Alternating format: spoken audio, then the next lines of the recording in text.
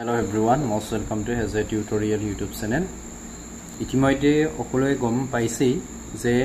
ADRE 2.0 অৰ্থাৎ SLRC তৰফৰ পৰা যি সকলে ADRE grade 4 অৰ্থাৎ 8 standard আৰু 10 standardৰ written exam clear কৰাৰ পিছত ইন্টাৰভিউ ভিজিট কৰিছিল বা ইন্টাৰভিউ দিছিল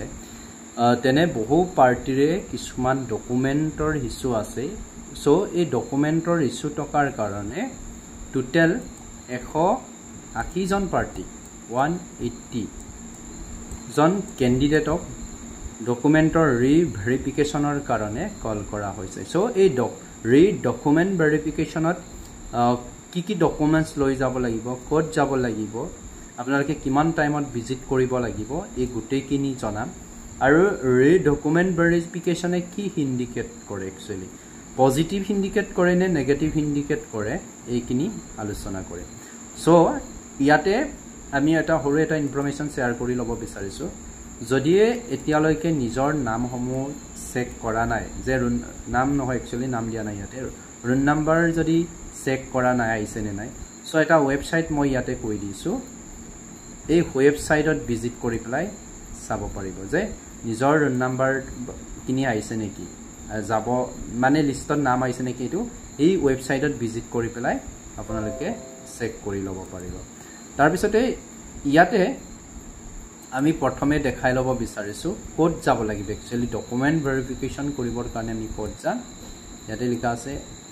Assam administrative staff college Khanapara Jayanagar Guwahati এই এড্ৰেছটোত ভিজিট কৰিব লাগিব যেহেতু মৰ্নিং শিফট আৰু ইভিনিং শিফট আছে যিসকলৰ মৰ্নিং শিফট আছে অৰ্থাৎ 9 বজাৰ পৰা আছে একেদকলে 3 অক্টোবৰতে যাব লাগিব এটো মৰ্নিং শিফট ইয়াতে 60 জনক ভেৰিফিকেশন কৰিব মৰ্নিং শিফট এটা কথা লক্ষ্য কৰিব যিসকলৰ ইয়াৰ নাম্বাৰ আছে ইংতেহে যাব লাগিব বাকি অকলে যাব না লাগে বহুতে আকুলিব যে আমিও যাব লাগিব নেকি তাৰ পিছত ইভিনিং শিফট টকাসকলৰ 130 আপোনালোকৰ ভেৰিফিকেশনৰ কাম ষ্টাৰ্ট হ'ব সো তাৰ আগতে অৰ্থাৎ 12 বজাতে আপোনালোক উপস্থিত হোৱাটো ভাল সো তাৰ পাছতে 4 তাৰিখো সেম হ'ব 4 তাৰিখো সেম হ'ব মৰ্নিং শিফট ইভিনিং শিফট আছে ইয়াটো সেম দিয়া আছে 5 তাৰিখলৈকে চলিব এটা মেইন বিষয়টো হৈছে যে 180 জনক মাতিছে ঠিক আছে এটা 180 জনৰ ডকুমেন্টস ভেৰিফিকেশনলৈ যে একেদকলক কল কৰিছে ইমানখিনি ক্যান্ডিডেটৰ মাজত একেদকলে নিজেই জানে যে অলপ ডকুমেন্টৰ ইস্যু আছে ডকুমেন্টৰ ইস্যু টকা পাৰ্টি সকলকে মাতিছে ইয়াৰ যদি কোনোবা ক্যান্ডিডেটক হুদে যে কিয় মাতিছে বা নিজে গম পায় যে মোৰ হে ডকুমেন্টৰ প্ৰবলেম আছে সো তাৰ কাৰণে মাতিছে একেদকলে নিজে গম পায়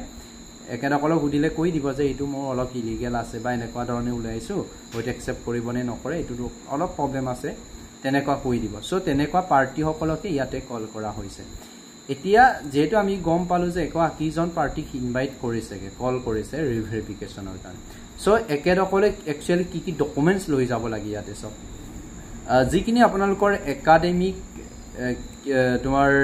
ইয়াৰৰ বা কেৰিয়াৰ আছে সাপোজ 10 স্ট্যান্ডাৰ্ড যদি আপোনালোকে 10 স্ট্যান্ডাৰ্ড দিছে 10 স্ট্যান্ডাৰ্ড সাৰ্টিফিকেট দি পেলাই যদি এপ্লাই কৰিছে তেতিয়ালে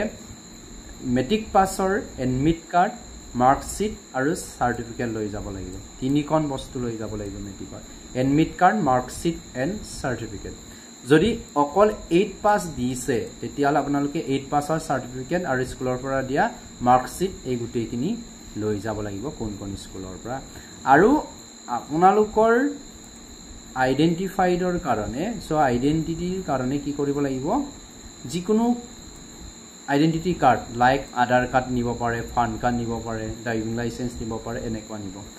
আৰু হাৰ্ড কপি অফ ইন্টাৰভিউ আপোনালোকে ইন্টাৰভিউত যাওতে যিখন কপি লৈ গৈছিল এইটো লৈ যাব লাগিব মানে ইন্টাৰভিউ এডমিট কাৰ্ড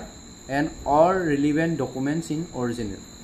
সো তাৰ লগত ৰিলেটেড আপোনালোকে যিমানখিনি ডকুমেন্টস 8 পাছৰ লৈকে বা 10 পাছলৈকে যিমানখিনি মেট্ৰিকৰ অন্যান্য ডকুমেন্টস আছে যিখিনি দিছিল সেইখিনি লৈ যাব লাগিব আৰু ইয়াতে মেনশন আছে 27 মেত এখন 27 মেত এখন নোটিস দিয়া হৈছিল এই নোটিসত যিখিনি ডকুমেন্টসৰ কথা কৈছিল এইখিনি লৈ যাব লাগিব লগতে self attach photocopy of each required document প্ৰত্যেক ডকুমেন্টৰ তোমাৰ মেট্ৰিকৰ যদি এডমিট কাৰ্ড সাৰ্টিফিকেট মাৰ্কশিট লৈ যায় এই ডকুমেণ্টছসমূহবিলাক জেৰক্স কৰিব লাগিব জেৰক্স কৰাৰ পিছতে আপোনালোকে এই তলতে নিজৰ নামটো সেলফ এটেচ কৰি দিব মানে নিজৰ নামটো লিখি দিব প্ৰত্যেকখন ডকুমেণ্টছৰ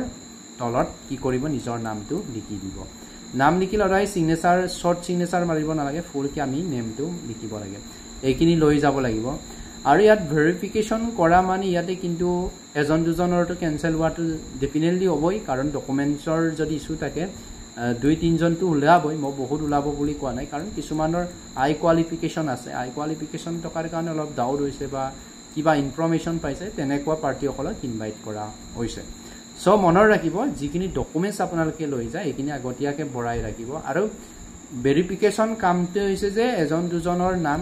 কৰ্তন হ'বই এই লিষ্টৰ পৰা সো এই কথাটো মনৰ ৰাখিব যিসকলৰ ডকুমেণ্টছ ইছ্যু আছে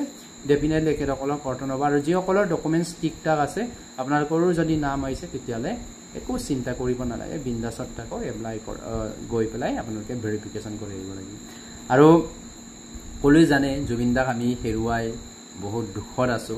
আমাৰ কলিজা দুপাল হৈ গৈছে সো জুবিনদাৰ কাৰণে আমি মান মাতিব লাগিব জুবিনদাক ন্যায় দিয়াব লাগিব সো তাৰ কাৰণে জুবিনদাৰ কাৰণে যদি আমি অকল কান্দিয়ে থাকো আমাৰটো কাম থাকি যাব সো নিজৰ কামখিনিৰ লগতে